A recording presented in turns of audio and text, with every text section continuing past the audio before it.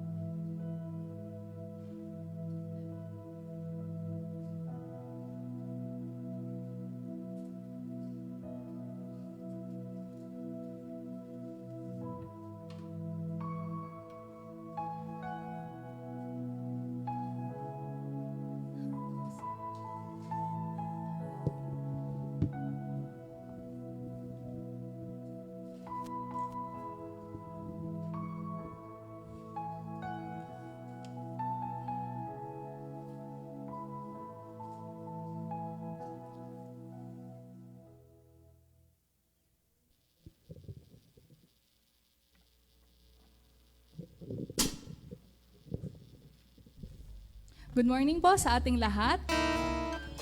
Happy Sunday po. Palakpakan po natin ang Panginoon. And let's greet everyone. Pwede po bang pakiikot yung ating paningin? At pakingitian, bigyan ng magandang ngiti ng ating mga kapatid. Good morning. And ito po ang araw na karapat-dapat papurihan ng Panginoon na sama-sama. Amen. Tayo po, alam ko po, bawat isa ay may papuring dala-dala sa Panginoon. Amen. And patuloy po na sa umagang ito, sambahin natin ng Diyos bilang isang iglesia na karapat-dapat papurihan ng Panginoon. Karapat-dapat na ipalakpak yung ating mga kamay. Karapat-dapat na itaas. Hindi lang yung ating tinig, kundi yung ating mga puso sa Panginoon. Let's pray. Lord, salamat. Salamat, Panginoon, sa napakagandang umaga, Panginoon, na bigay mo sa amin. Sa buhay, Panginoon, ng bawat isang kapatid na kasama po namin ngayon. Totoo, Panginoon, na Ikaw ang nagpala, Ikaw ang kumilos, Panginoon, at gumabay sa mga buhay po namin ito sa nagdaang linggo, Panginoon. Ang dalangin po namin, patuloy naming maitaas ang dakila mong pangalan, Panginoon. Walang ibang pangalan, Panginoon, ang karapat-dapat itaas sa aming kalagitnaan, kundi ang Panginoong Jesus. Panginoong Jesus na aming tagapagligtas at Panginoon. Hallelujah, Jesus. Karapat-dapat ialay sa Panginoong Jesus ang ating papuri, hindi ayon sa ating pakiramdam o kalagayan. Ang papuri sa Diyos, karapat-dapat itaas sa Kanya ay kung sino siya at kung ano ang ginagawa niya sa ating mga buhay. Lord, we have experienced your goodness. Lord, na-experience po namin ang kapatawaran sa mga biyaya, Panginoon, na hindi po karapat-dapat sa amin. Panginoon, patuloy mong binubuhos ito, Panginoon, sa mga buhay po namin. Kaya Lord, this morning, pinagdiriwang po namin, Panginoon, ang kabutihan mo. Karapat-dapat ka, Panginoon.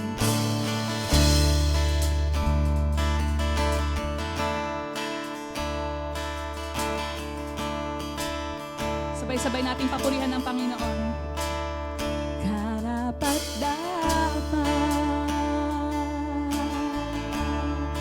Ialay sa'yo, Jesus, ang aming papuri. Yes, Lord. Pagsamong mapalapit sa'yo, nagaanap sa aking puso, pagmamahal sa'yo, dahil ikaw lang ang Panginoon. Sabay-sabay po tayo.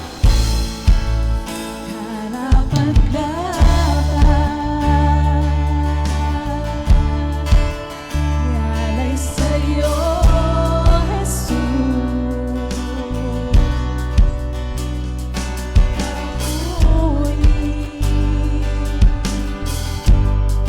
pagsamong mapalapit sa'yo, nagaan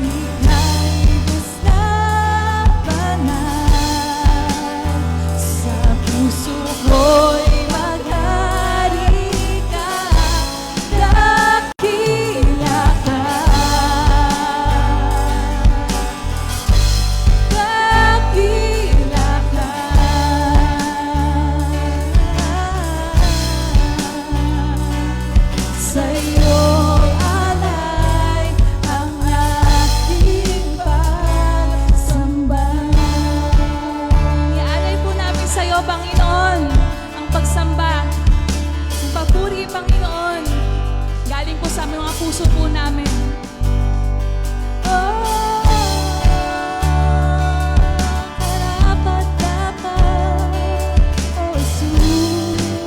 Mula po umpisa ating awitin.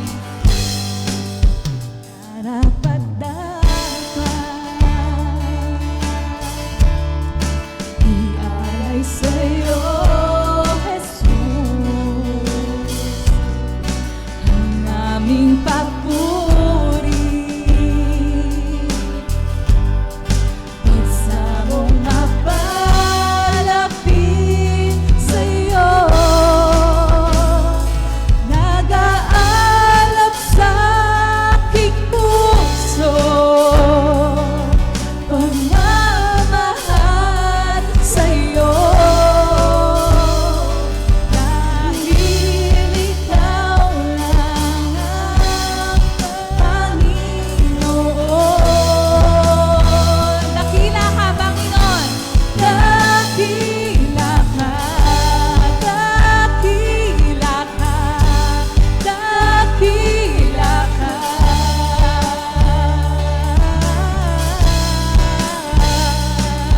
Ika'y Diyos na banal, sa puso ko'y maghari ka, dakila ka.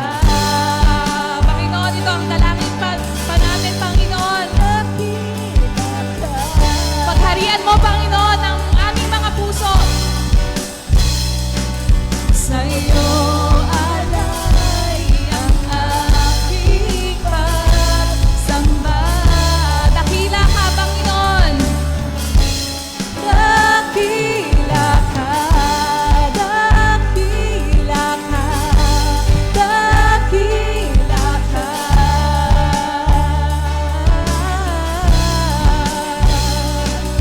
Ika'y Diyos na banal, sa puso ko'y maghari ka, dakila ka. Awitin natin, dakila ang Panginoon. Dakila ka.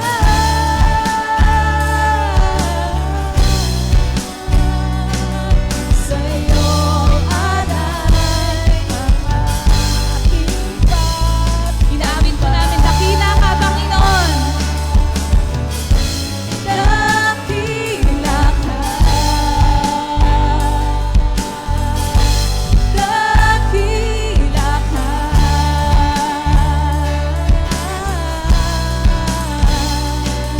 Ika'y Diyos na banal, sa puso ko'y maghari ka, dakila ka, dakila, dakila ka.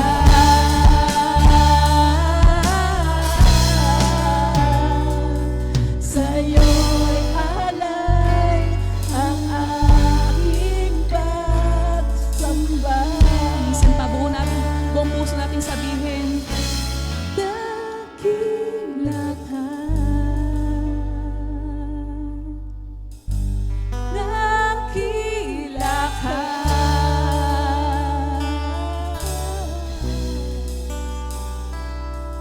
Ika'y Diyos na banal, sa puso ko'y maghari ka, dakila ka. Ika'y dakila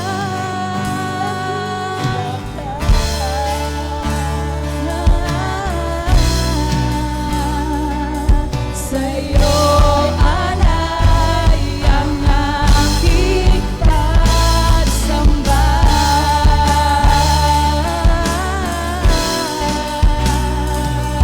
Sa'yo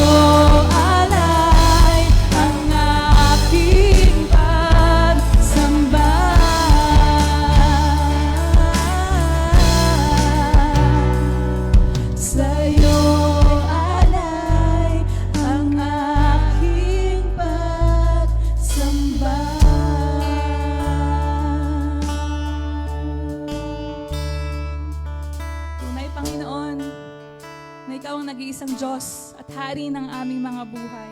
Ang dalangin po namin, Panginoon, patuloy mong pagharian mga buhay po namin, sapagkat simula pa, Panginoon, ang mga buhay po namin ay galing sa iyo, Panginoon. Kilala mo na kami, Panginoon. Nung una pa lang, Panginoon. Sa tuwing kami, Panginoon,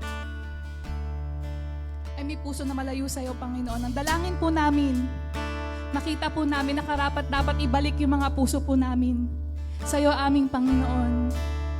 Kaya, Panginoon, sa umagang ito, patuloy kami nagpapasiyasat at patuloy po namin nilalapit, Panginoon, ang puso namin sa iyong paanan, Panginoon.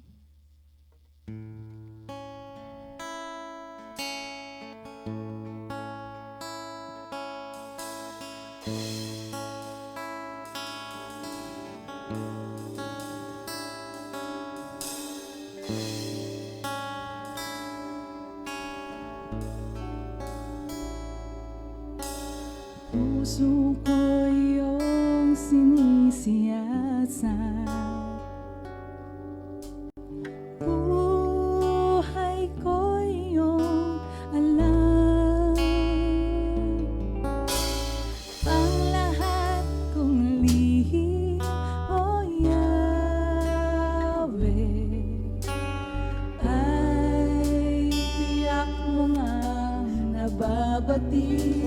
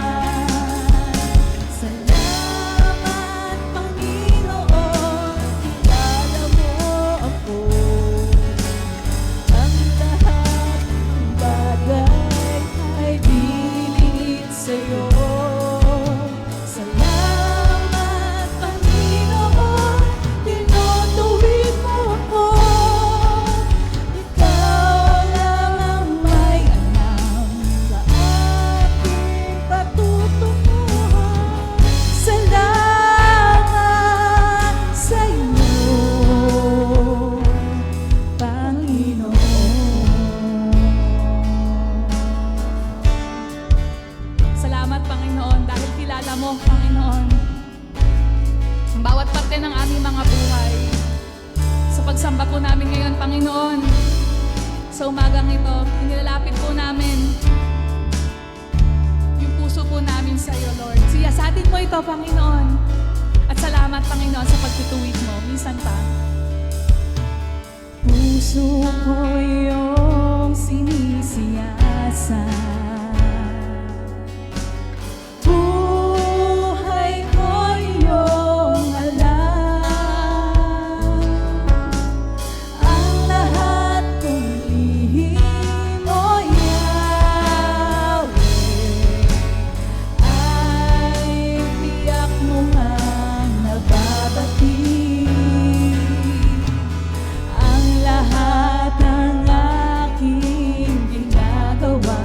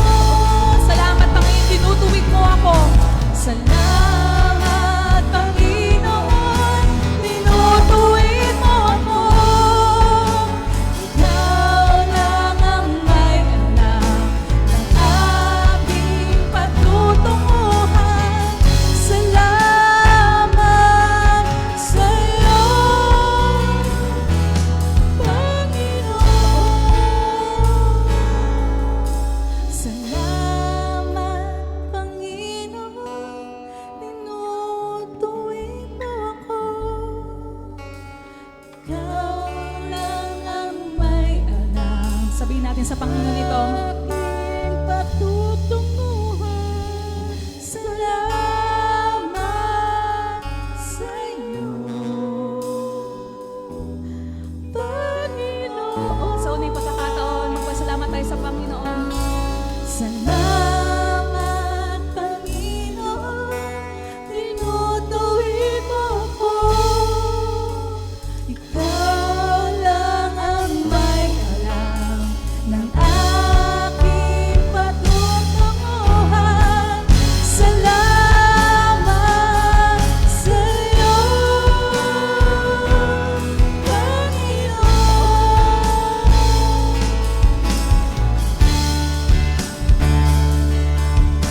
Panginoon, kami, Lord, ay nagpapasalamat sa iyo, Panginoon.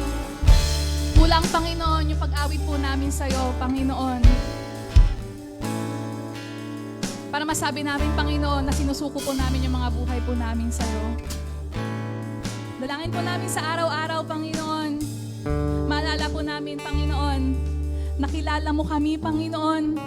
Walang bagay, Panginoon, ang maitatago po namin sa iyo, Panginoon. Kaya dalangin po namin na patuloy po namin maibukas yung puso po namin sa iyo para ito, Panginoon, ay mapagharian ng banal na Diyos.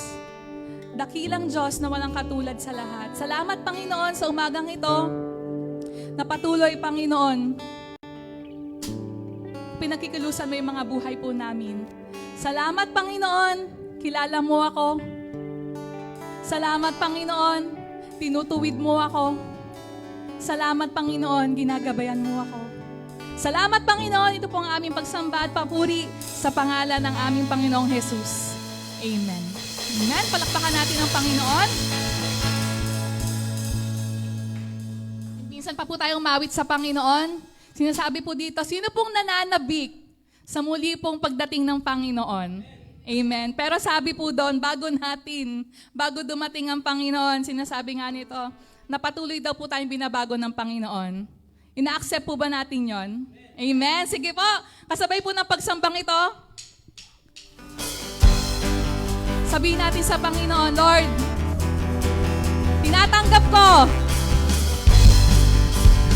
na babaguhin mo yung buhay ko. May oras man na mahirap, parang nakaka-offend. Pero Lord, sinusuko po namin yung mga buhay po namin sa'yo. O tayo umawit. Ako ay narito ngayon, naghihintay. Inaasama-asam presensya mo'y muli mo maranasan. Ako ay narito ngayon, nananabik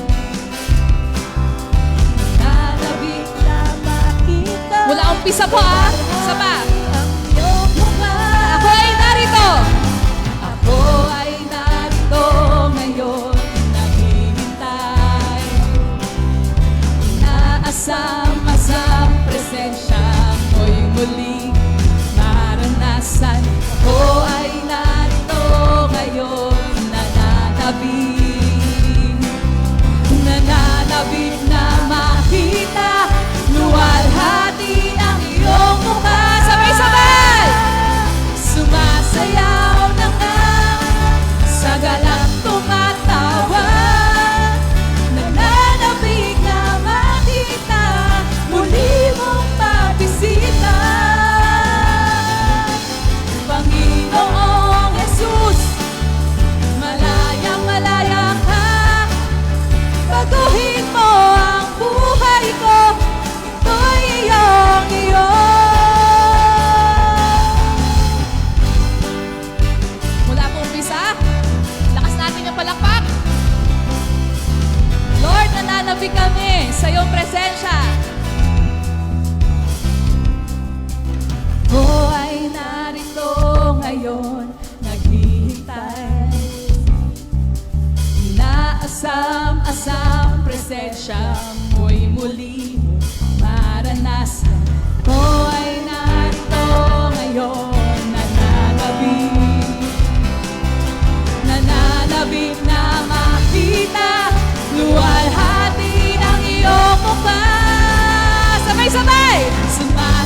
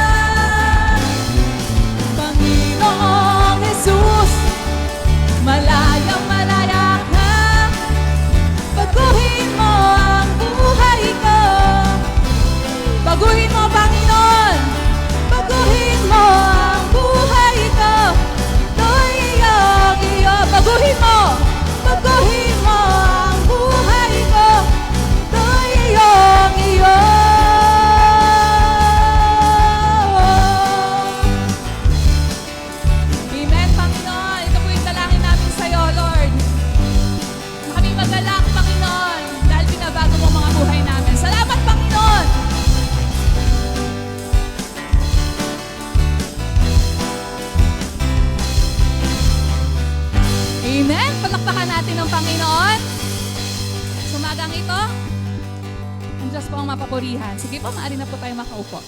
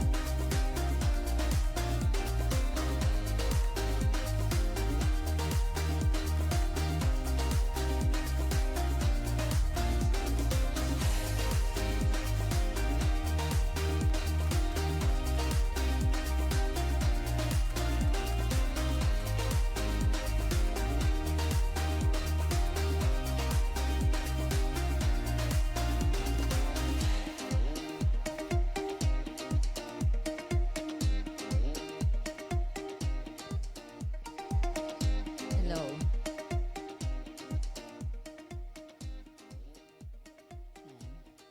Good morning po mga kapatid.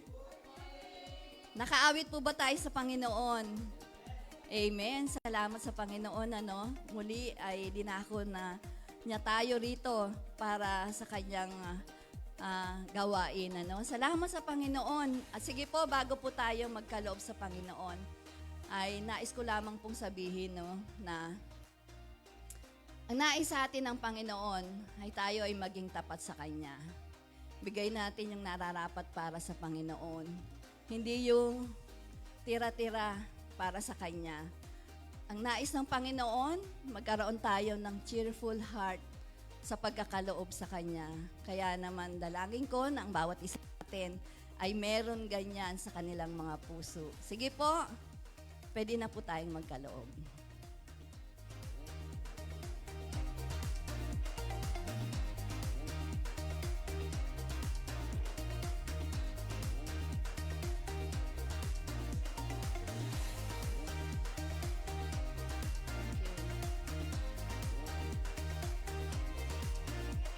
Yan. Sige po. Tayo po tayong lahat para ipanalangin natin yung ating mga kaloob. Yan. Yan. Aming Panginoon, salamat po sa kabutihan mo, aming Diyos. Sa ginawa mo sa amin sa araw na ito.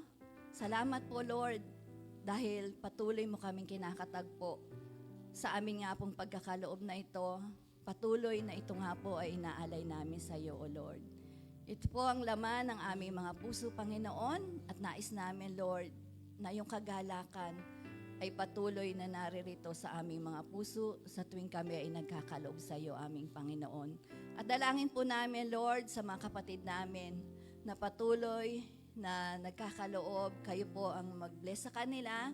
Sa mga naghahanap buhay, Lord, kayo po ang patuloy na magbigay ng kalakasan at pag-iingat sa bawat isa nga po aming Diyos. At nawa po, ang mga kaloob na ito ay patuloy na magamit po para sa iyong mga ministeryo na gagawin pa dito nga po sa aming iglesia at maging sa iba pa nga pong lugar. Pangunahan mo po ang aming mga buhay at patuloy na maranasan namin, aming Diyos, ang iyong pag-iingat at yung paggabay at ang iyong pagbibigay sa amin ng puso na nagnanais na kami ay mapalapit sa iyo, aming Diyos. Salamat po, Ama, sa iyo ang pagsamba, pagdakila sa pangalan ni Jesus.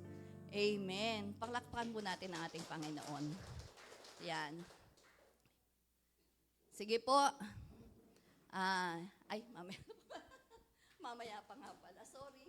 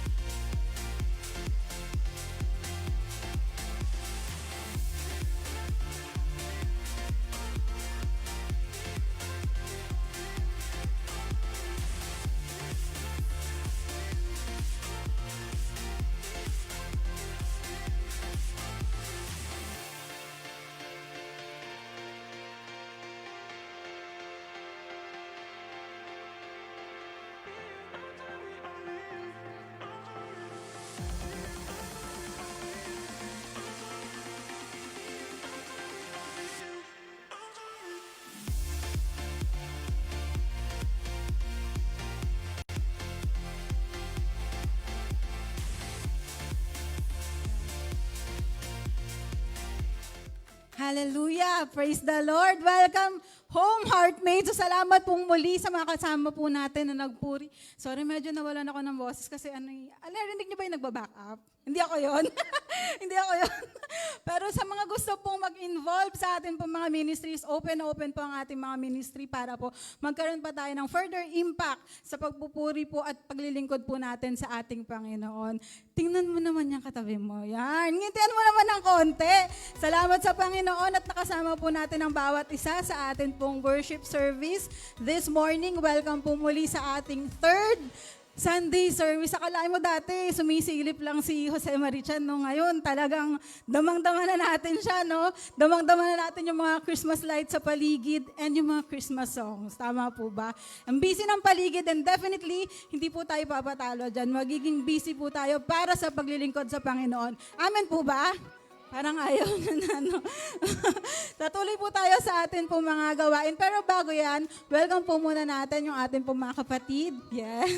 Yung ating po mga kapatid na kasama po natin sa pag-worship po ngayon. Si Kuya Junior at ang kanya pong family. Sister Arlene at si Sister Aveline. Taray nun.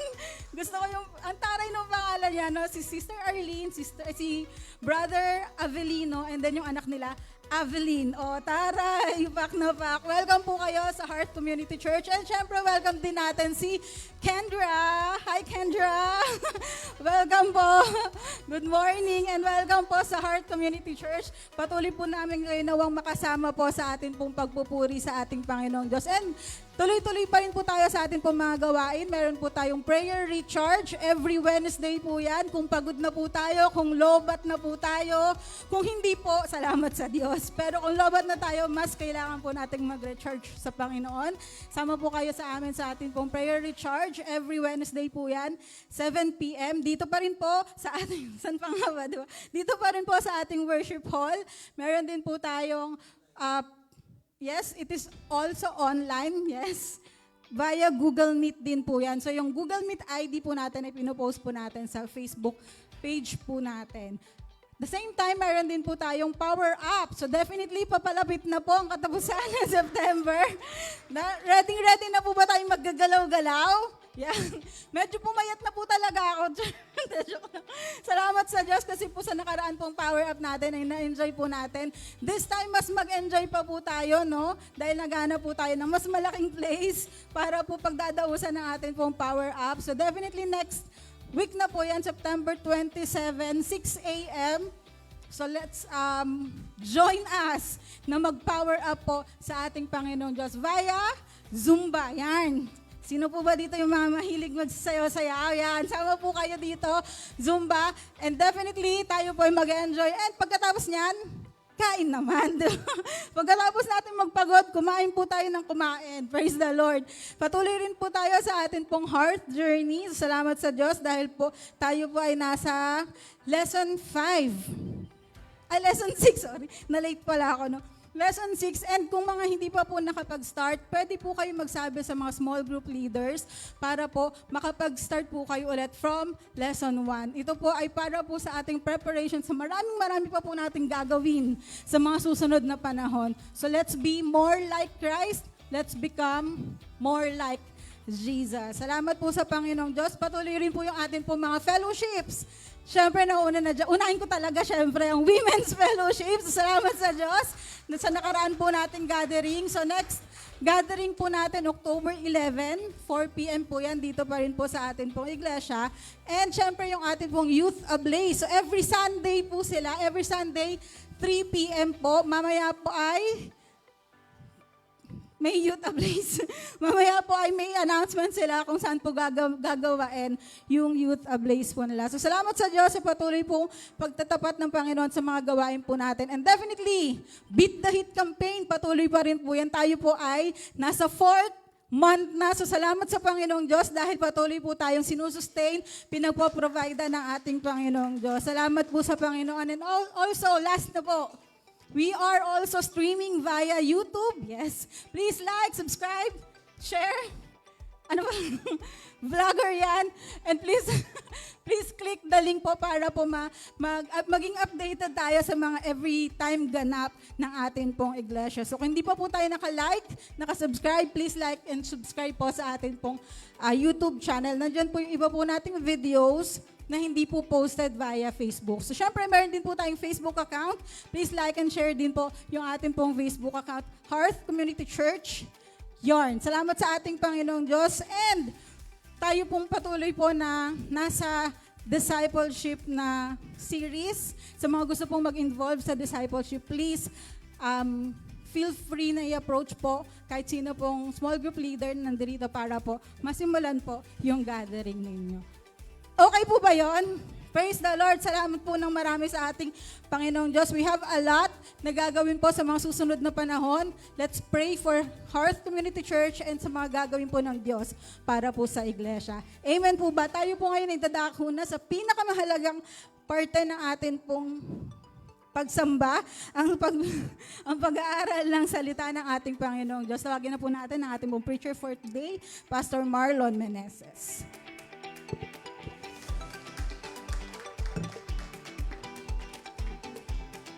Good morning, everyone. Good morning. Sige po, tayo po ay mag-aaral ng salita ng ating Panginoon. Welcome ulit natin si Brother Junior at ang kanyang may bahay. At saka syempre, si Yang, tama? Yang. Praise God. Sige po. Please open your Bible with me in Book of Acts, chapter 11, beginning from verse 19 to 26. We're still on the series of growing through accountability in Proverbs chapter 27, verse 17. And hopefully, last Sunday, we have a guest speaker. Secret muna, hindi naman siya kilala. Pero kilala po siya ng ating kapatid. And malamang masayang-masaya ang ating kapatid. Next Sunday, makakakita po natin ng pastor na ito. Okay? Let's talk about growing through accountability, beauty, and its worth. Okay? Dito pag-usapan po natin, bakit ba, ano yung ganda at yung value ng discipleship? Kasi most of the time, many Christians nowadays, hindi na nakikita yung value nito sa ating pananampalataya. Kaya naman, please open your Bible with me in Acts chapter 11, verse 19 to 26, and later on, basahin natin sa wikang Tagalog.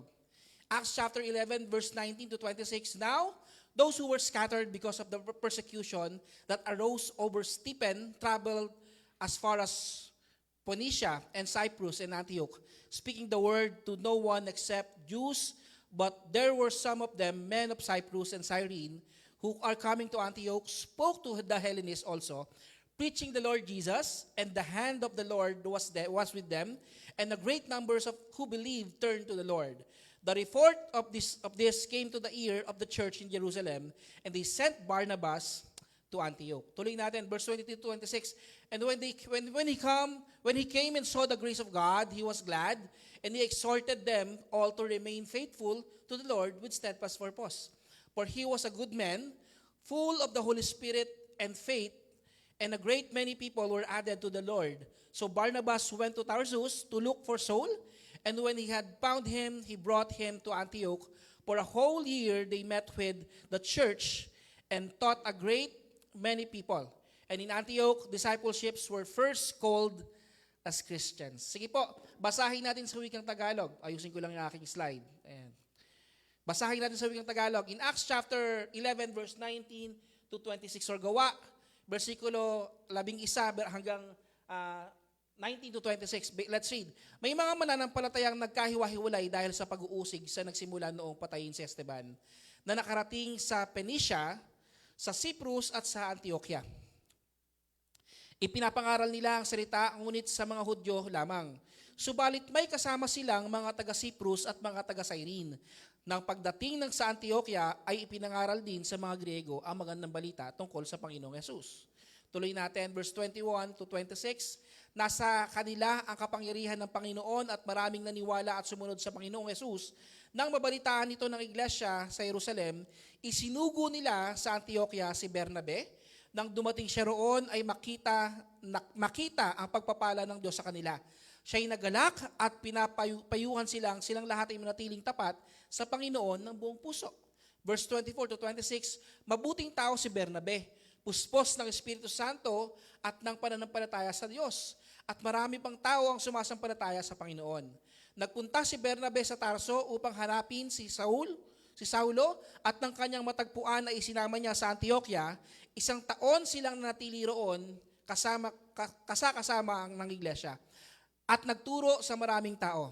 Doon sa Antioquia, unang tinawag na Kristiyano ang mga tagasunod ni Jesus. Samahan niyo po akong manalangin panandalian. Aming Diyos na makapangyarihan, minsan pa lubos po kami nagpapasalamat sa paghinayaan mo, Panginoon, ang aming po mga paniyapak na maidako po namin dito po sa aming panambahan. Lord Jesus, we thank you, Panginoon, because your grace is sufficient, Panginoon, sa aming po mga buhay. Lord, despite, Panginoon, ng mga challenges, despite, Panginoon, ng mga obstacles ng aming po mga buhay, ay patuloy po naming nakikita, O God, ang iyong habag at grasya sa aming pong puso. Lord, nawa, Panginoon, sa umagang ito, buksan mo ang aming mga pandinig, buksan mo ang aming mga puso, Panginoon, buksan mo ang aming pong mga buhay at hayaan mong mag-manifest po sa amin ang inyong pong salita, Panginoon, na aming pag-aaralan sa umagang ito. Nawa, Panginoon, hindi mo lang kami pagpalain sa material na bagay, bagkus, Panginoon, punuin mo kami, Panginoon, ng puso na kung saan nagagalak, Panginoon, na makamtan ang mga bagay na spiritual mula sa iyo. Lord Jesus, we know, Lord, na marami po kaming gusto, marami po kaming nais makamit, marami po kaming gustong hiling sa iyo, Panginoon, marami po kaming gustong hingin sa iyo, Panginoon. But right now, Panginoon, allow us to hear your word, Panginoon, at mas makita po namin na buong kamalayan na kung meron pong mas mahalagang naisin po ang aming po mga puso, ay makita at marinig lamang po namin ang inyong salita, Panginoon. At ang presensya mo, Panginoon, na siya po magpupuno, Panginoon, sa aming po mga kakulangan. Samahan mo kami, Panginoon. Bigyan mo kami ng kapahingahan. Bigyan mo po kami, Panginoon, ng puso na nag-aalab, Panginoon, para mas makita, Panginoon, na ng iyong habag, Panginoon, ay sapat sa aming po mga buhay. And through your word, Panginoon, makita po namin na ikaw lamang ang natatanghal na dadakila sa pangalan ng aming Panginoong Jesus. Amen. Palakpakan natin ang ating Panginoon. Praise God, purihin ang ating Panginoon. Book of Acts, Acts chapter 11, verse 20 to 22. Alam niyo po, pag pinag-usapan po natin yung aklat po na mga gawa, pinag-uusapan po rito isa lang. Kung paano nag-manifest yung Holy Spirit sa kanila at kung paano sila talagang nag-grow sa tulong po ng Banal na Espiritu at sa pagkilos ng ating Panginoon sa kanilang mga ministeryo. Kitang-kita naman natin, especially chapter 1, verse 8, di ba? Doon pa lang nag-manifest na ang Holy Spirit sapagkat ito yung pinangako mismo ng ating Panginoon. And it's so easy for us, for them, na gumawa ng mga ministeryo. Okay? Magpagaling, magpalayas ng demonyo, gumawa ng something incredible things na hindi natin inaasahan sapagkat sila po ay sinasamahan ng ating Panginoon. Alam niyo po, iba po ang isang mananampalataya na may pagsama ng ating Panginoon. Tingin sa katabi. Alam niyo po, kapag tayo po ay sinasamahan ng ating Panginoon, it flows naturally po sa atin. Kaya naman, totoo po ito Kapag tayo po ay totoong kumilala sa ating Panginoon, ang mga mananampalataya nagniningning at nagliliwanag. Okay? Despite ng mga problema, despite ng mga pangangailangan, despite ng ating mga kakulangan, kitang-kita mo sa kanyang mga ngiti, sa kanyang mga labi, na sapat ang ating Panginoon sa kanyang buhay. Kahit maraming problema, kahit dumaranas yung mga samot-saring pagsubok, kitang-kita mo sa kanya na parang wala lang, tingin sa katabi. Okay? Would you believe na ang bawat mananampalatayang narito ngayon ay dumadanas ng samot-saring problema sa buhay? But still, nagpapatuloy at pinapalakas ng ating Panginoon. Yung kasi yung nagmamatter talaga. Yun naman kasi yung importante. If you're saying that you are Christian, dapat nagmamanifest ito sa atin. Alam niyo po, itong verse 11, dito po unang-unang tinawag na mananampalataya ang mga Kristiyano. Ang mga Kristiyano ay tinawag na Christian. Okay? Maybe some of us, saan ba nanggaling yung salitang Christian? Okay? Sa totoo lang, wala namang talagang identification o pagkakilala ang mga Kristiyano sa panahon nila. Okay? Ang tawag nila sa kapwa nila mananampalataya ay kapatid, brother, sister, yun lang naman. But because of the great work of the Holy Spirit sa kanila pong buhay, dito po sa Antioch, in verse 26, doon po natin makikita kung paano talagang kinilala ng ating Panginoon tayo mga pananampalataya bilang isang Kristiyano. When we use the word Christian or Kristiyano, ibig po sabihin, disipulo ng ating Panginoon. Hindi po to title because umaatin ka sa isang sect or whatsoever, isang church, Christian ka na. Hindi po ganon. Christianity ay hindi po ibig sabihin membership. Hindi po ganon na Christianity. Okay, remember this. Christianity is identifying ng isang mananampalatayang totoong sumusunod sa ating Panginoon. Okay? If you are truly a disciple of God, susunod ka sa ating Panginoon. Makikita sa'yo, nag-reflect sa'yo kung ano ang buhay ng isang mananampalataya. And if you are saying you are a Christian, pero wala namang manifestation ng Christianity, wala ka namang pagtingin sa ating Panginoon, mag-isip tayo mabuti. Kasi when we use the word Christianity or Christian, ibig sabihin, follower ng ating Panginoon. Hindi po ni pastor, hindi po ng church, hindi po ng sino man, but rather ni Jesus. Are you with me? Are you getting my point? So when we use the word Christianity or Christian, ibig po sabihin, tagasunod po ng ating Panginoon. Yun po yun Meron pong relasyon sa Diyos. And in Acts chapter 11, it talks about the continuation ng kanilang mga ministeryo pagkatapos pong mamatay ni Stephen. Kilala niyo po si Stephen? From chapter 7, makikita po ninyo. Actually, from chapter 5, nakikita natin yung ministeryo ng mga apostol that time, nila Peter and John. At pag tinuloy po natin, papatuloy po ang pag-uusig at meron po na-convert po sa kanila na ang pangalan po ay Stephanas o si Stephen. Si Stephen po, yung isa po sa naging dahilan kung bakit po nakarating po sa atin ang salita ng ating Panginoon. Nag-scattered po yung word of God because of Stephen. Why? Paano po nangyari yon? Si Stephen po ay nanindigan sa kanyang narinig at paniniwala sa ating Panginoon na to the point na siya po ay namatay dahil sa pagpapahayag, pagtatanggol ng kanyang pananampalataya na si Kristo ang Diyos at siya po ang tagapagligtas. So syempre marami pong hindi naniwala, especially mga Hudyo that time. So ang nangyari, si Stephen po ay binato hanggang sa mamatay. But good thing, alam niyo po, kahit siya po ay nahirapan, isa lang po yung sinabi ni Stephen. Patawarin niyo po ang mga taong ito at hayaan mo sa pamamagitan po ng aking buhay, marami pong makakilala.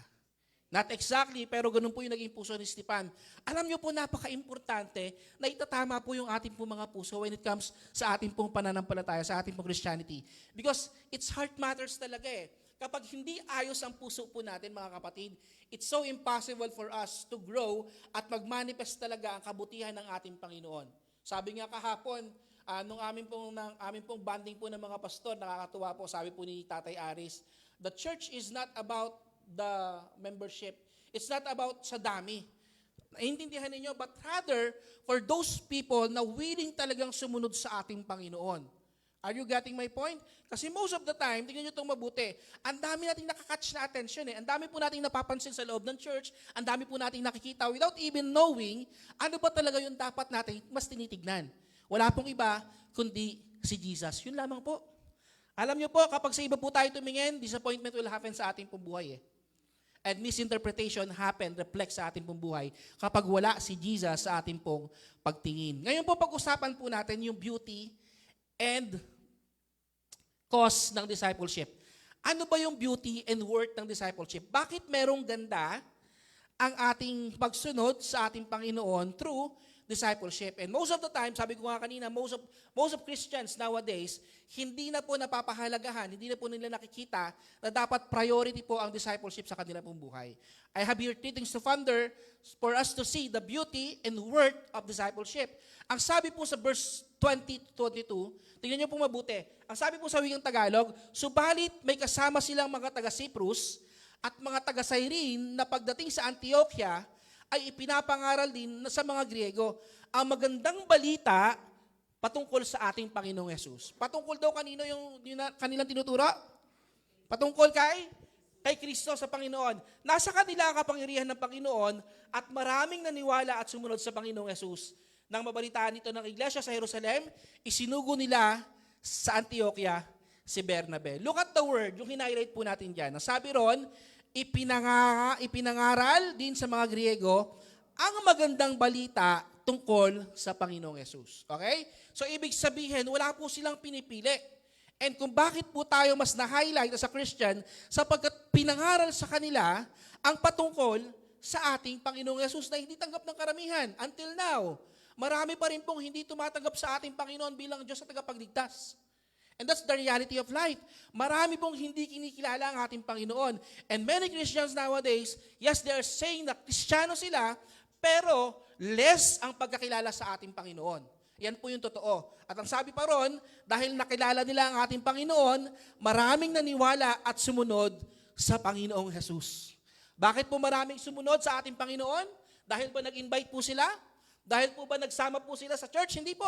Sapagkat marami pong nakakilala sa ating Panginoong Jesus kung bakit marami ring sumunod sa ating Panginoon. Are you getting my point? So makikita natin yung value and worth ng discipleship because number one, it explains more about Jesus. Discipleship explains more about Jesus. It doesn't explain the name of the church. It doesn't explain kung ano yung worth ng church, magkano yung gastos sa church, but rather it explains about the Lord Jesus Christ. At yun naman yung nagmamatter talaga.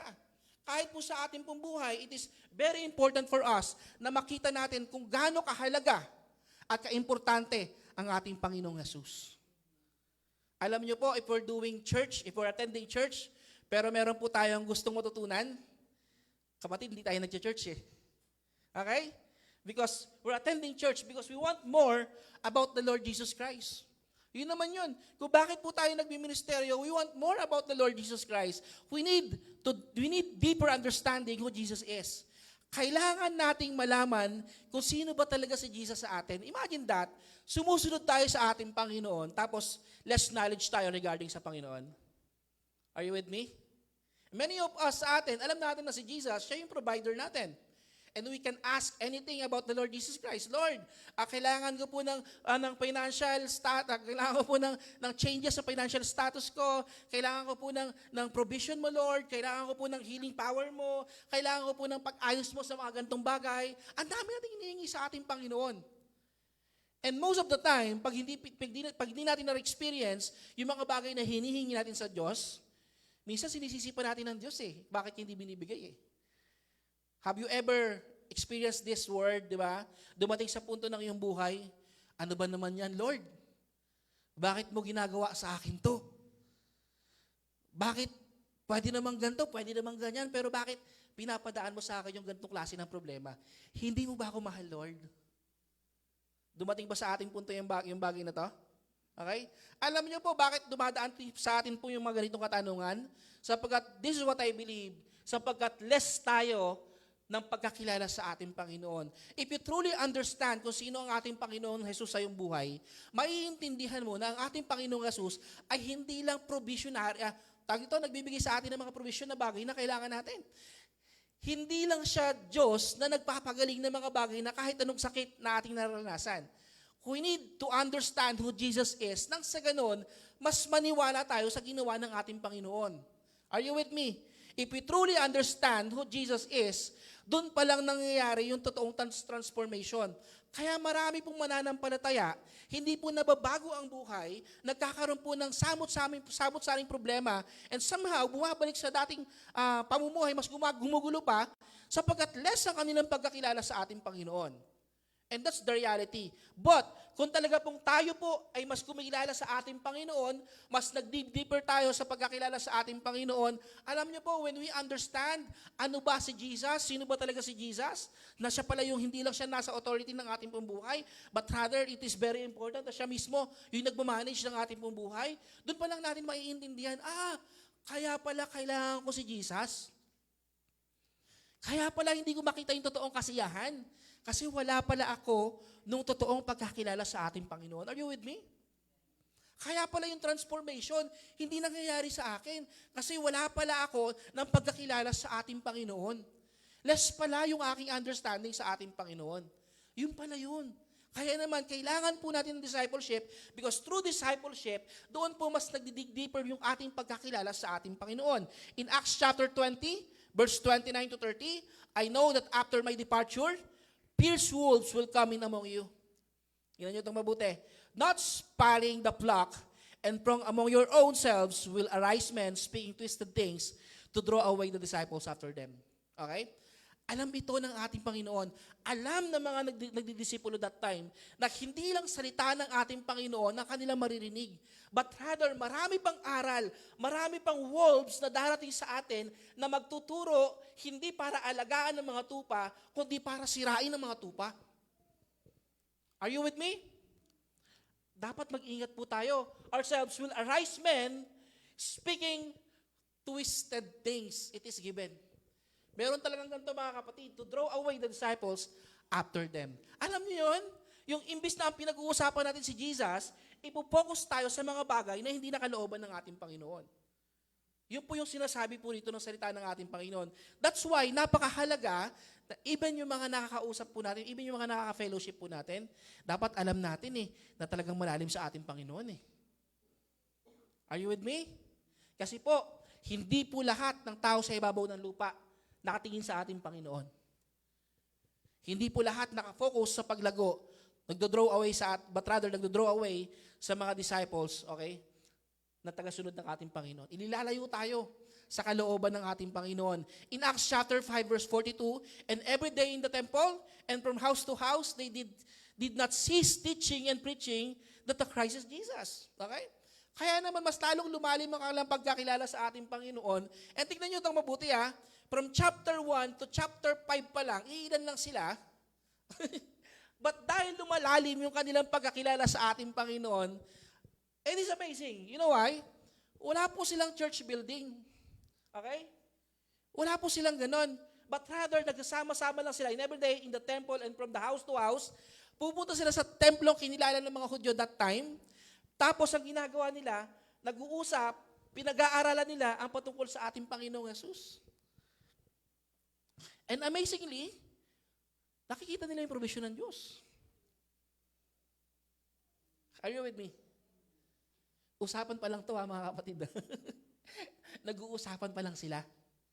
Imagine that. Nag-uusap pa lang sila, pero kung paano silang ginagalawan ng ating Panginoon, grabe, sobra-sobra. Alam niyo po, iba ang usapan pag si Kristo ay kasali sa usapan. Are you with me? Napaka-healthy ng fellowship kapag si Kristo yung pinag-uusapan. Alam niyo po, nung Monday, nandito po yung mga pastor, sa Bukawi, nasa malalayong lugar, nag-gather po sila rito. Wala lang, nagkainan lang kami. Tayo po yung nag-host. Salamat po kay Ninang Beng, kay Mama na nag-provide po ng mga kailangan po natin doon, pagpagsasaluhan. And somehow, I don't think na ako lang yung natuto Ninang Beng, Leia, grabe po yung mga fellowship po namin. Pinag-usapan po namin yung growth ng church, pinag-usapan po namin yung mga buhay-buhay, buhay mag-asawa, pinag-usapan doon, nandun si Mark Lee and si Pastor Romar, pinag-usapan. And even yung mga bagong buhay na mga mananampalataya na sumusunod sa Panginoon, pinag-usapan namin. And literally, nangyayari yun sa mga kasama po namin. Nakaka-amaze. Nakaka-amaze pagkasama si Kristo sa kwentuhan. Hello? When is the last time sa pamilya natin na pag-usapan natin si Kristo? Alam niyo po, maganda pong practice ito. Na kahit po yung mga bata, ang pinag-uusapan po nila, ang bukang bibig po nila, papuri sa ating Panginoon. I am praying for this, that every family ang pinag-uusapan sa kanilang hapag, sa kanilang pamilya, yung Kristo na nagkapagligtas. Iba po kapag may Kristo. Hello? Sa totoo lang, yung discipleship, yung pinakamagandang essence po ng discipleship, nagsisimula dapat sa pamilya. Are you with me? Kaya naman I'm not saying perfecto ang mga pamilya ng mga Kristiyano. Hindi po lahat ng Kristiyano perfecto ang pamilya. Talagang may obstacle talaga. It is given. It's normal. Kapag nangyayari sa iyo yan, ibig sabihin, normal ka pa. Tingin sa katabi. Tabigin mo ng konti, kapatid, normal ka pa ba? Ibig sabihin, normal sa isang pamilya na nagkakaroon ng problema. That's normal. Pero, alam niyo po, kahit nagkakaganon, importante may Kristo pa rin sa inyo Kasi pag nawala na yung essence ng family, nawala na yung essence ng pagiging Diyos ng ating Panginoon sa pamilya nyo, diyan po gumuguho lahat. Okay? Diyan po nasisira ang pamilya. So that's why, dito pa lamang, pina-explain na ng ating Panginoon kung gaano kahalaga yung beauty and worth ng discipleship. Huwag po nating malitin because discipleships, dito po nanggagaling, it explains more about Christ. Alam niyo po, yung 30 minutes po ng preaching, most of the time, minsan nga 1 oras Di ba? Ang inyong mga lingkod, minsan umahaba ng ganon. Pero hindi ibig sabihin na pag-uusapan po natin na mas malalim ang patungkol sa ating Panginoong Jesus. Especially Sunday service. When we talk about Sunday service, we talk about a general message para sa lahat. Okay? And bibihira, yung talaga nagdidig deeper tayo patungkol sa ating Panginoon. Pero try mong makilala ang ating Panginoon through discipleship. Grabe. Mababago yung perspective mo when it comes to Christianity. Mababago talaga. Believe me mga kapatid. So napakahalaga because discipleship explains more about Christ. In Acts chapter 8 verse 35, then Philip opened his mouth and beginning with this scripture, he told him the good news about Jesus. Grabe. Talaga namang, kung meron silang pinag-uusapan, parating ang ating Panginoong Yesus. Napaka-importante po nito mga kapatid. As a Christian, na ang nagiging bukang bibig pa natin ay ang pangalan ng ating Panginoon. Ang galing sumusulat. Pangalan po ng ating Panginoong Jesus. Remember this, kapatid. Salvation is a result of understanding of what and who Jesus did. What Jesus did. Ang pagkaunawa po sa totoong kaligtasan, okay, ay depende sa kung paano mong naintindihan kung ano ang ginawa ni Kristo sa iyong buhay. Alam mo ba kung paano ka naligtas? Alam mo ba kung paano ka ba niligtas ng ating Panginoon? Alam mo ba yung ginawa ng ating Panginoon sa iyo? Pumasok ka sa discipleship. And you will see the value of discipleship. Pangalawang bagay, number 1, sabi ron, explains more about Jesus. Pangalawang bagay, ang sabi sa verse 23 to 24, okay? Nang dumating siya roon at makita ang pagpapala ng Diyos sa kanila, siya'y nagalak at pinapayuhan silang lahat na manatiling tapat sa Panginoon ng buong puso. Tingnan nyo itong mabuti ha. Siya'y nagalak at pinapayuhan silang lahat na manatiling tapat sa Panginoon ng buong puso. Mabuting tao si Bernabe, puspos ng Espiritu Santo at ng pananampalataya sa Diyos. At marami pang tao ang sumampalataya sa Panginoon. So, ibig sabihin, we will see the beauty and worth ng discipleship because number 2, it enhances our dedication to Christ. It enhances our dedication to Christ Jesus.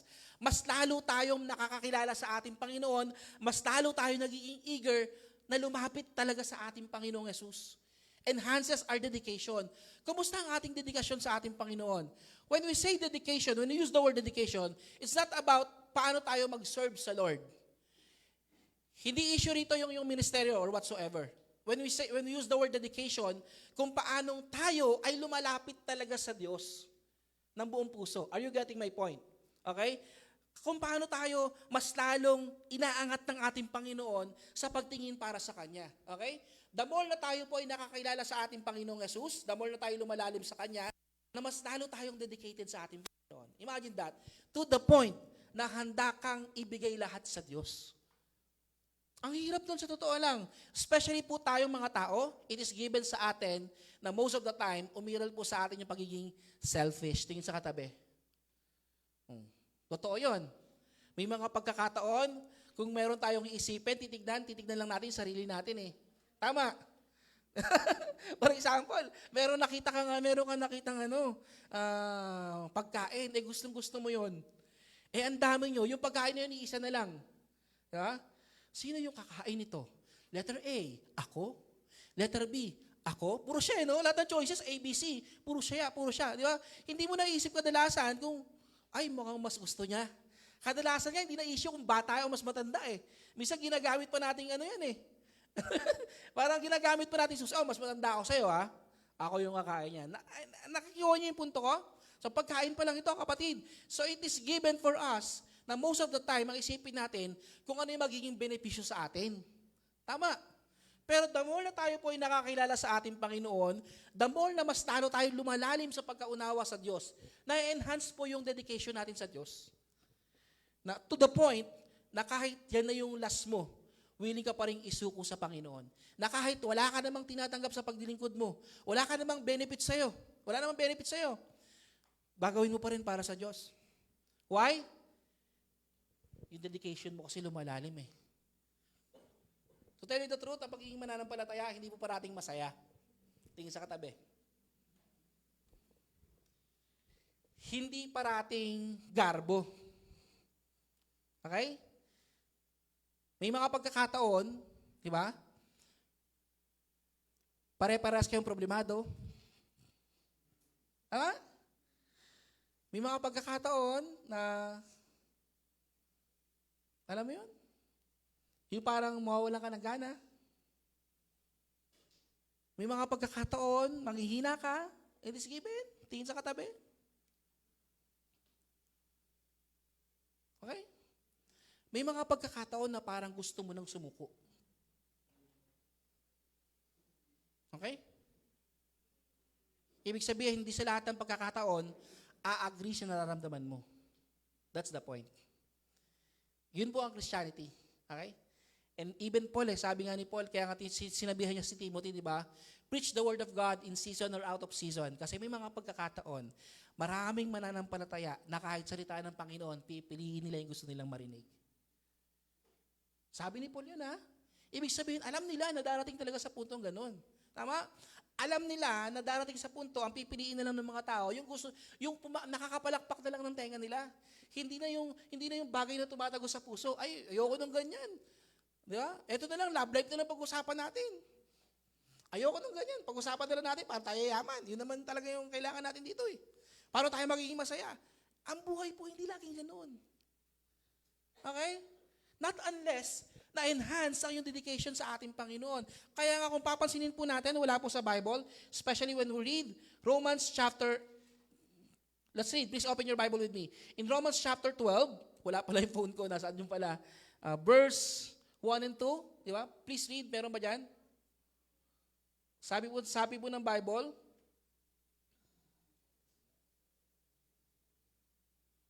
anong sabi ron? And Romans chapter 12, ang bagal bumukas. Nakita na? Chapter 12, verse 1 and 2. Very familiar ito sa atin. Di ba? Huwag tayong umayon sa takbo ng mundong ito. Di ba? But therefore, brothers, by the mercies of God, I urge you to present your bodies as a living sacrifices, holy and pleasing to God. This is your spiritual worship. Verse 2, sabi ron, do not be conformed to this age, but be transformed by the renewing of your mind. Okay? Ibig sabihin, hindi lahat talaga aayon sa isipan mo. Even sa mindset natin, hindi lahat talaga aayon. May mga hindi talaga tayo pagkakasunduan. But still, okay? Renewing of your mind so that you may discern what is good, pleasing, and perfect, and will of God. Kalooban po ng ating Panginoon. It is very important makita po natin kung ano yung kalooban po ng Diyos. Enhances our dedication. In Matthew chapter 28 verse 20, teaching them to observe all that I have commanded you, and behold, I am with you always to the end of the age. Ito po yung gusto po natin, makasama po, ma-experience po natin yung pagsama ng Panginoon eh. But the question is this, naiintindihan ba natin kung gaano kahalaga ito? Teaching them to observe all that I have commanded you. Lahat daw po ng tinuturo ng ating Panginoong Jesus, pansinin po natin. Observe. Okay? At wala kang pipiliin doon. Okay? Not unless mas nakilala mo ang ating Panginoon, doon pa lang lalalim ang iyong dedikasyon sa Kanya. In Ephesians chapter 4, verse 17 to 21, now this I say and testify in the Lord, that you must no longer walk as the Gentiles do. Huwag na kayong mamuhay na parang hindi mananampalataya. Okay? Mamuhay na kayo in the futility of their minds. They are darkened in their understanding. Nadirimlan ng kanilang pagkaunawa sa ating Panginoon. They are darkened in their understanding, alienated from the light of God because of the ignorance that is in them. Less knowledge regarding sa ating Panginoong Jesus, di ba? Ignorance daw yun eh. Ignorance regarding sa ating Panginoon due to their hardness of heart. Yun pala. Kaya pala kadalasan, may mga pusong matigas pala. Kaya pala, kasi mababaw ang pagkakilala sa ating Panginoon. Yung pala yun. Less ang yung dedication sa Diyos, doon pala dumarating nagkakaroon tayo ng matigas na puso. They have become callous and have given themselves to sensuality, greedy to practice every kind of impurity, but that is not the way you learn Christ. Sabi ni Pablo, hindi yan yung natutunan nyo sa Panginoong Jesus. Yung katigasan ng puso, hindi yan yung tinuro ni Kristo. Yung karumihan, yung kasalanan, yung greedy, yung practice na yan, hindi yan yung tinuturo sa atin ng ating Panginoon. Assuming that you have heard about Him and were taught in Him as the truth is in Jesus. Kaya nga sabi ng ating Panginoon, kung merong totoo, katotohanan, makikita natin kay Jesus yan. Sa iba na. And in Proverbs chapter 11 verse 14, where there is no guidance, listen to this, a people falls, but in abundance of counselors, there is safety. Ito po yung totoo.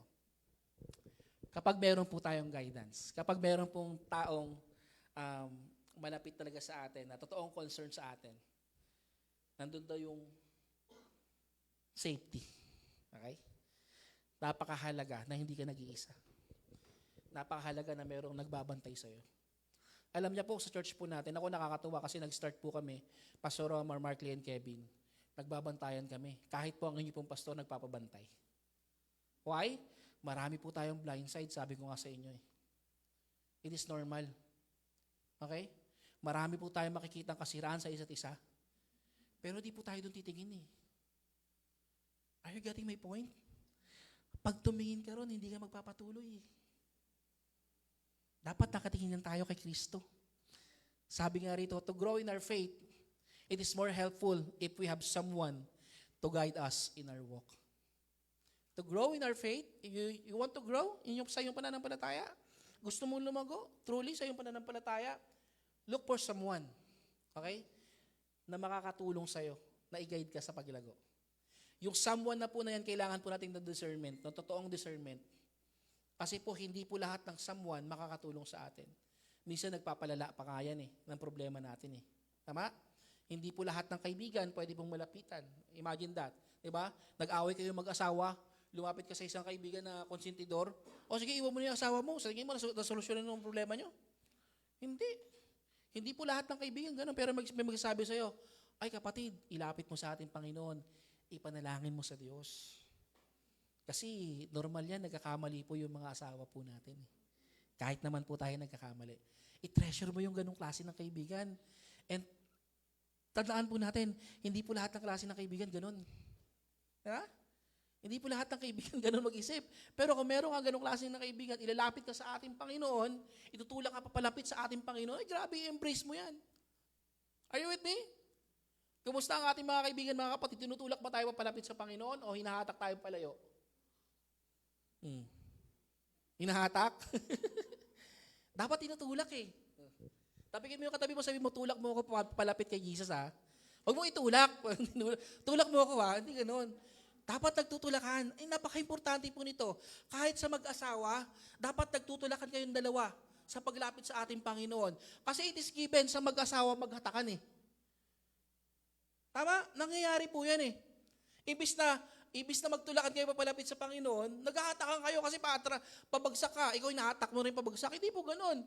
You are not growing as a family. You are destroying your family kung di kayo nagtutulakan. Tingin sa katabi. Pag hindi po kayo papalapit parehas sa Panginoon, hindi po kayo papalago at patibay na pamilya. Hello? Dapat po ang pamilya nagtutulakan. Si tatay, si nanay, nagtutulakan papalapit sa Panginoon. Yun eh. Yung kasi yung kailangan eh. It enhances kasi yung dedication natin eh. Alam niyo po, ang dami ko na po narinig na testimonies kung paano isang magulong pamilya, sana nga ma-invite ko minsan eh. Alam niyo po, meron po akong kilala, ang pangalan niya si Kuya Glenn. Dati po siyang addict. And experience niya na rin pong pumatay ng tao. Pero sa grasya po ng ating Panginoon, sa biyaya po ng ating Panginoon, ngayon po naglilingkod sa ating Panginoon at nagdadala ng kanyang pamilya sa Diyos. Yun po yung gusto natin, di ba? It enhances our dedication. Hindi ibig sabihin may ministeryo ka, malalim ka. Makikita mo ang isang mananampalataya na lumalalim sa Diyos kung paano siyang nagpapalalim through discipleship. Amen po ba? Palakpakan po natin ang ating Panginoon. Last one. In Acts chapter 11 verse 25 to 26. Nagpunta si Bernabe sa Tarso upang hanapin si Saulo or si Paul, si Pablo ito. At nang kanyang matagpuan ay isinama niya sa Antioquia. 1 taon silang nanatili roon, nakasama ang iglesia at nagtuturo sa maraming tao. Doon sa Antioquia, unang tinawag na Kristiyano ang mga tagasunod ni Jesus. Imagine that. In verse 11, 26, doon lamang tayo na-identify, nagkaroon tayo ng identification na tayo as a follower of Christ, tayo ay Christian. Okay? Kasi tagasunod tayo ng ating Panginoon. Dati wala silang ganun.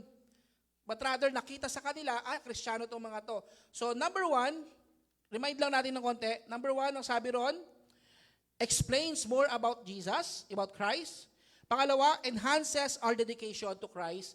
And last one, it exposes our identity in Christ Jesus. Okay? As a Christian, if you are truly a believer of God, if you are truly a Christian, verse 26, Okay? Tinawag na Kristiyano ng mga tagasunod ni Kristo. Okay? Dapat it is given sa atin. Dapat expose sa'yo yung Christianity. Dapat nakikita sa atin. Hindi ka dapat secret agent Christian. Marami pong ganyan secret agent Christian. Christian sa loob ng church, paglabas hindi na Kristiyano. Tawag po natin yan, secret agent Christian. We are not called, we are not saved by God to be a secret agent Christian. Dapat po tayo, expose po sa atin yung ating pagiging Kristiyano. Yung tipong kahit naglalakad ka, kahit hindi ka nagsasalita, alam na Kristiyano ka. Hello? Tanong, kapag nakita ka ng mga kapitbahay mo sa labas, tawa kayo, no? Kapag nakakita ka ng classmate mo, yung mga katrabaho mo, nakikita ba sa atin na tayo ay Kristiyano? Yung paano ka magsalita, Kristiyano ba? How you show respect, Christian ba? Paano kayo magkwentuhan, Kristiyano ba? Pastor, ibang usapan na lang, pastor. Iba na lang. See? Kaya naman ang mga Kristiyano po, batuhan po ng kung ano-anong salita eh. Why? Kasi tayo mismo, baka, ito po yung paalala sa atin ng Panginoon, baka hindi sa atin nakikita yung pagiging Christian. Kasi sila po, hindi naman nila alam na sila pala Christian pala. Yung mga tagasunod ng ating Panginoon, yung mga apostol, yung mga lumapit sa Panginoong Yesus, naniwala sa Panginoong Yesus, hindi nila alam na Christian sila. But rather, sinabi lang sa kanila ng mga taga-Antioquia, Kristiyano yan kasi follower yan ni Jesus. Kaya naman nagkaroon sila ng code, Christian yan. Na-identify sa kanila na sila ay Kristiyano. Dapat sa atin din. And through discipleship, ma-identify na Christian tayo. Di ba? Yung nandun kayo sa Jollibee, nag-worship kayo sa Lord, kaya? Nag-aaral kayo ng salita ng Panginoon, naririnig ng mga tao sa paligid, kaya? Kaya o magtatago? Kasi dati, imagine nyo to, nung unang Kristiyano kami, palakihan ng Bible talaga eh. Tsaka pataasan ng ng tupi ng slacks eh. Dapat yung slacks hanggang pusod eh. Natawa na po talaga dyan. Pataasan talaga ng slacks. Tapos paplantsahan ng dapat yung may liston pa yung plancha. Grabe naman. 4 na liston yan. May sa gitna, may sa likod. Talaga namang square na square yung pantalon. Tapos pag maglalakad, di ba, dapat nakalabas yung Bible. Ngayon sa panahon po natin ngayon, grabe ngayon. Di ba? Pag bibili ng Bible, dapat gusto ko yung pinakamaliit para hindi halata, para handy. Tama? Hindi mo alam kung kinahihiya mga pagiging Kristiyano. Alam niyo mga kapatid, wala pong nakakahiya sa pagiging mananampalataya. Hello, tingin sa katabi. Nahiya ka ba? Wala pong nakakahiya. But rather, nakaka-proud po maging Christian. Pero hindi po yan dapat pinagayabang. Okay? People will identify na you are Christian kapag nakikita sa'yo. Are you with me? Tapikin mo yung katabi mo, kapag sabi mo sa kanya, kapatid, dapat nakikita sa'yo, ha? And through discipleship, hindi na na-enhance, napapakita natin tayo Kristiyano. Okay? Ang sabi sa Matthew chapter 5, verse 16, in the same way, let your light shine before others. Hayaan mo yung liwanag mo, mas lalong magliwanag. Sabi ng Panginoon. Hindi yung tipong, diba, nagliliwanag ka dapat, pero ikaw yung nakakapatay ng ilaw. Diba? Sabi kasi ng, napupundi na ako sa'yo. Napundi pa yung kapatid mo sa'yo. Yung nakakasama mo, napundi pa sa'yo. Hindi ganoon. Dapat mas lalo nagliliwanag before others so that they may see your good works and give glory to your Father who is in heaven. Kapag tayo po ay nagliliwanag, sa totoo lang, tingin sa katabi, pag tayo po ay nagliliwanag, whether you like it or not, napaparangalan mo ang ating Panginoon. Imagine that? Hindi lang siya paggawa lang ng mabubuting bagay. Tingnan nyo itong mabuti. Minsan gumagawa tayo intentional na mabuting bagay para masabing mabait tayo. Pero hindi. Pag tayo po ay Kristiyano, automatic yun. Gumagawa po tayo ng mga good works. Hello? It is given kasi normal sa atin na gumawa ng mga mabubuting bagay. Kasi Kristiyano tayo eh. In 1 Peter chapter 2 verse 12, keep your conduct among the Gentiles honorable. Yung ating pong attitude, yung ating pong character, dapat nakakahanga, nakaka-amaze, nakapagbigay ng honor. So that when they speak against you as evildoers, kapag may nagsalita ng laban sa'yo, yun itong mabuti, sila mismo mapapahiya eh. They will see good deeds and glorify God on the day of the visitation of the Lord. Diba? Kaya kapag meron nagsasalitang against sa'yo, Ito ang tip ko, di ba? Minsan nakakalungkot yan, pero kaya mo siya. Hello? Have you experienced that? Kapag merong bumabato sa'yo, yung ilong nito baliktad. Parang hirap na, di ba baliktad, no? Pag umulan, lunod ka agad, di ba? Na kasi nabaliktad yung ilong. Okay, hayaan mo na siya, hayaan mo siya. Ito ang pangit-pangit. Ang itim-itim yan. Di ba? Parang sinakluban ng langit at lupa. Hayaan mo siya. Ha? Gawin mo pa rin yung tama para sa ating Panginoon. Kasi kahit magbato sila magbato ng pangit sa'yo, kung iba naman na nating napapakita, mapapahiya sila eh. Okay? They will see good things regarding sa ginawa ng ating Panginoon. Ang sarap nun, no? Tama? Ang sarap nun. Okay? Ang sarap gawin nun. Kaya totoo yung sinasabi ng ating Panginoon. Kapag binato ka ng bato, batuhin mo ng tinapay, ilagay mo sa garapon. Hindi, joke lang. In Philippians chapter 2, verse 15, that you may be blameless and innocent children of God, without blemish in the midst of a crooked and twisted generation, among whom you shine as light in the world. Tingnan nyo ito that you may be blameless and innocent, children of God, without blemish. Alam nyo po, ito po yung hinihintay ng Panginoon. Haharap tayo sa Kanya, wala tayong kahit anumang batik. Wala tayong anumang batik. Of a crooked and twisted generation. At yan po yung nangyayari. Tayo po ay nasa ganyang generation na marami pong ayaw sa Panginoong Yesus. Marami pong ganyan. Hindi sila nakikinig ng patungkol sa ating Panginoon. But still, let your light shine in the world. Hayaan nating magliwanag pa rin tayo sa ating Panginoon. At yan po yung nagagawa po sa atin ng discipleship. The beauty and worth of discipleship. Gusto ko pong dito magtapos at meron pang isang verse. There's no need to brag our Christianity. Hindi naman kailangan eh. Hindi kailangan yan. Yung Christian ako. Hindi naman kailangan. Okay? Christianity flows naturally. If you are truly a Christian, it flows in your heart. Kahit ayaw mo, makikita namin sa'yo. Makikita ng mga hindi mananampalataya sa'yo. Amen? The last verse, in 1 Peter chapter 2, verse 21, for this you have been called, dito tayo tinawag ng Panginoon, dito tayo niligtas ng Panginoon, because Christ also suffered for you. Imagine that. Hindi lang namatay ang ating Panginoon, nahirapan ng ating Panginoong Jesus dahil sa atin. Leaving you an example so that you might follow in His steps. Ang ating Panginoong Jesus nag-lead na sa atin by example at gusto niya sundan natin yung nilakaran ng ating Panginoon. We are Christians, tama? And you don't need to brag your Christianity. Allows it to flow naturally sa ating pambuhay.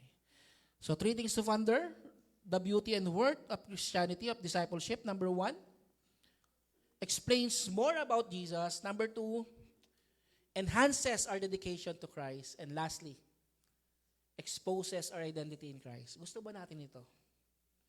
Gusto ba natin ito, mga kapatid? Mangyari sa atin ito. Kung seryoso tayong gusto natin mangyari ito sa ating buhay. Open your heart and mind at humana tayo ng someone na makakatulong sa atin. Alam niyo po, hindi po kahinaan yun na maghanap tayo, ay ate, pastor, kuya, kailangan ko po ng makakasama. Kailangan ko po na mag-guide po sa akin to grow. Hindi po siya kahinaan. But rather katapangan po yun. Because gusto mong maayos ang buhay mo. Gusto mong maayos ang relasyon mo sa ating Panginoon. And the only way na mas talo natin makita ang paghahari ng Diyos is mapalapit tayo sa Kanya. Sabi nga ng Panginoon, seek first His kingdom and His righteousness, and all these things shall be added to you as well. Amen po ba, mga kapatid? Palakpakan natin ang ating Panginoon. Tayo po tayo lahat. Tayo po'y dumalangin sa Diyos. Let's pray. Hallelujah, Father in heaven. We honor and we glorify your name, Panginoon, sapagkat once again, nakarinig po kami ng inyong pong salita na alam po namin hinahayaan mong tumimo sa aming pong buhay. Forgive us, O Lord, kung may mga pagkakataon sa aming pong journey, hindi po namin nakita yung beauty and worth ng discipleship sa aming pong buhay. Akala po namin, kaya po namin nang walang ganito. Akala po namin, okay na, Panginoon, malalago na kami, Panginoon, pag walang ganito. Pero mali po pala, Panginoon. Kailangan po pala namin ng discipleship. Because through discipleship, Panginoon, nakikita po namin na marami po kami matututunan sa iyo, patong Panginoon. Lord, Maybe right now, kilala ka namin bilang Diyos na tagapagligtas, pero hanggang doon lang ang aming pagkakilala sa'yo. We want more of you, Lord Jesus. We want more of you, Lord Jesus. Gusto po naming makarinig pa, Panginoon, ng maraming bagay patungkol sa iyo. Gusto po naming, Panginoon, mas lumalim ang aming pagkakilala sa iyo, Panginoon, sapagkat ikaw ang aming pinaglilingkuran. Ikaw ang aming Diyos, Panginoon, na tagapagligtas. At kung kami po ay less knowledge, Panginoon, regarding sa iyo, Panginoon, Lord, nawawalan po ng kabuluhan ng aming paglilingkod. Pero sa tulong mo, O Diyos na makapangyarihan, and through someone, Panginoon, na ilalagay mo sa aming puso to guide us, nawa, mapag-usapan namin na mas malalim kung sino ka, O Diyos, sa amin pong buhay. And also, Panginoon, help us to enhance our dedication. Lord, marami po sa amin, ito po yung gusto mangyari. Hindi lamang po kami makapaglingkod as a ministry aspect, Lord. But Lord, let our dedication, Panginoon, mas lumalim, mas lumawak, Panginoon, mas tumibay, O Diyos. Sapagkat wala po kaming alam na kaparaanan para mangyari po ito, not unless pag-usapan at paggalawan mo ang aming pong mga buhay. And also, Panginoon, it exposes our identity. Lord, at dito po kami tinawag. As a Christian, Panginoon, tinawag mo kami, Panginoon, para magkalat ng liwanag mo, O Diyos. Magkalat ng liwanag mo, Panginoon. Marami pang maliwanagan, Panginoon, gamit ang aming po mga buhay, Panginoon. Gamitin mo, Panginoon, ang aming po mga buhay na alam po namin, Panginoon, na aayon po sa purpose mo at sa plano mo. We thank you, Lord Jesus, and we know, Panginoon, na ikaw lamang, Panginoon, ang gagalaw sa amin at ikaw lamang, Panginoon, ang siya pong mag-manifest sa amin pong mga buhay. And allow us, Panginoon, na through your word, Panginoon, we will see your goodness, Panginoon, in everything, in every aspect ng aming pong buhay. And right now, allow me to pray sa lahat ng sa bawat isang nandito. If you are praying for something sa iyong buhay, kung gusto mo ng pagpapala sa Panginoon, if you want healing, if you want job, trabaho sa Panginoon, if you want kaayusan ng pamilya, just raise your hands habang nakapikit and allow me to pray for you. Hallelujah, Lord Jesus. Panginoon, nakikita mo, Panginoon, ang buhay ng mga mananampalatayang narito ngayon. Pikit lang tayo, mga kapatid. Alam mo, Panginoon, ang dahilan kung bakit po sila nakataas ng kamay. Lord, if they want something from you, Lord, they want job, Lord, let your Holy Spirit gumalaw at ng malaya, Panginoon, sa kanyang buhay. At ikaw po yung mag-provide po sa kanya, Panginoon, ng kailangan niyang trabaho. Na sa pamamagitan po nito, mahahayag, Panginoon, ang iyong kabutihan sa kanya. At mas lalo kang madidikla ng Diyos, Panginoon, sa kanya pong paglilingkod. Lord Jesus, ganyan din naman, Panginoon, if someone is praying for healing, Lord Jesus, ikaw po yung dakilang manggagamot po ng aming pong buhay. Alam po namin, Panginoon, may mga imposible pong mangyari po sa amin, Panginoon. Imposible po sa mga doktor, imposible, Panginoon, sa aming pag-aaral, sa aming isipan. Pero Lord, sa'yo, wala pong imposible sa'yo, Lord. Let your healing power, Panginoon, gumalaw, mag-manifest, Lord, sa aming kalagitnaan. Gumalaw ka, Panginoon, mula ulo hanggang paa, Panginoon, sa aming kapatid na ito. And Lord, makakaalam po kami, makakabalita po kami na sa mga susunod na araw, Panginoon, ang kanyang buhay ay pinagpala mo na. If someone is praying, Panginoon, ng kaayusan ng kanyang pamilya, sa pangalan po ng aming Panginoong Jesus, Lord Jesus, we know na, Panginoon, na wala pong iba makapagpapaayos nito.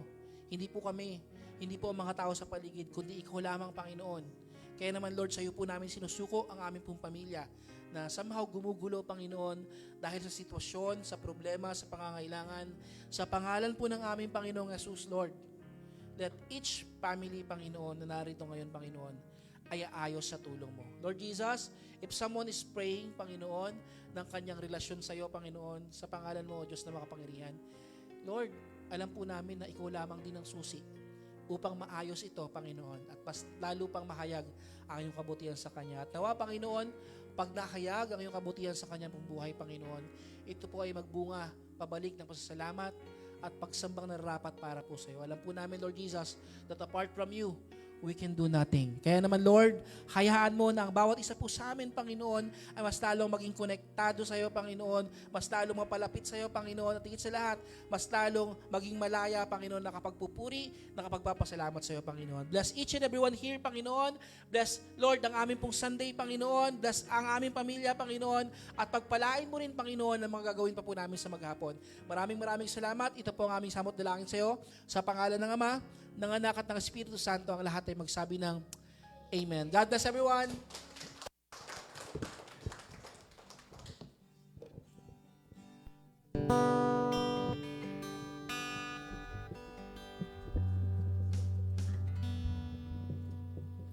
Amen. Minsan pa po natin palakpakan ng Panginoon. And as we close our Sunday service, patuloy po nating awitin ito sa Panginoon.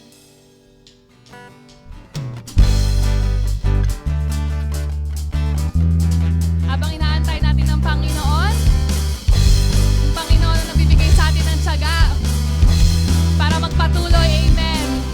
Kaya nawa panatilihin ng Panginoon sa puso natin yung kagalakan, yung pananabik sa Kanya habang inaantay natin siya. Sige po, awitin po natin ito. Sabay-sabay po. Oh, ay narito ngayon, naghihintay. Inaasam-asam presensya mo'y muling naranasan. Oh, ay narito ngayon, nananabik. Nananabik na makita, luwalhati ng iyong mukha. Minsan pa po, mula umpisa. Oh, ay narito ngayon, naghihintay. Inaasam-asam presensya mo'y muli kong naranasan. Ako ay narito ngayon, nananabik. Nananabik! Nananabik na makita, luwalhati ng iyong mukha. Sumasayaw na daw! Sumasayaw na nga, sa galak tumatawa.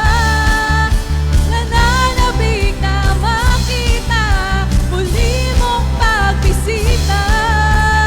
Panginoong Jesus, Panginoong Jesus, malayang-malaya ka.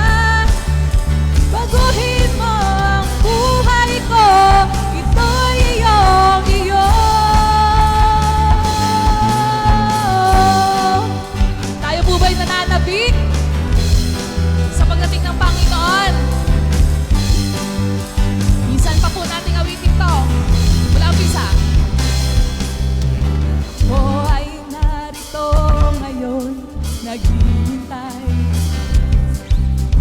Inaasam-asam presensya mo'y muling maranasan. Oh, ay narito ngayon, nananabik. Nananabik na makita, luwalhati ng iyong mukha. Sumasayaw! Sumasayaw na nga, sa galak tumatawa. Nananabik na makita, muli mong pagbisita.